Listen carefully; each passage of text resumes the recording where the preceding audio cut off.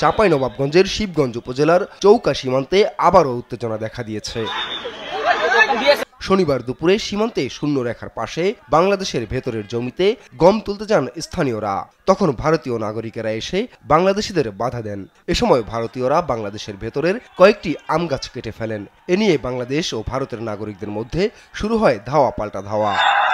ভারতের আমাদের ওইদিকে ওই যে আম গাছগুলো সবগুলা কোপায় কোপায় দেখতেছি, তখন আমরা সবাই এসে তখন তাড়া করি। স্প্রে করার সময় বিএসএফ তার এই লোকজনকে নিয়ে না ডাইরেক্ট আক্রমণ করে এবং গাছ কেটে ফেলে। সকালে এসে গাছ টাছ কেটেছে, গাছ কাটার পর তখন আমাদের কিছু বেশি লোকজন ছিল না, একটু বাধা দিতে গেছে। বিএসএফ সাথে করে নিয়ে এখানে এসে যখন আমাদের লোক একটু করতে যাচ্ছে তখন ওরা প্রত্যেকটা ফায়ার এরিয়া করছে, ভয় দেখাচ্ছে। সে সময় ভারতীয় নাগরিকদের হাসুয়ার আঘাতে ও ছোড়া পাথরে আহত হন কয়েকজন বাংলাদেশি। ভারতীয়দের বিরুদ্ধে সাউন্ড গ্রেনেড ও ককটেল বিস্ফোরণেরও অভিযোগ তোলে বাংলাদেশিরা।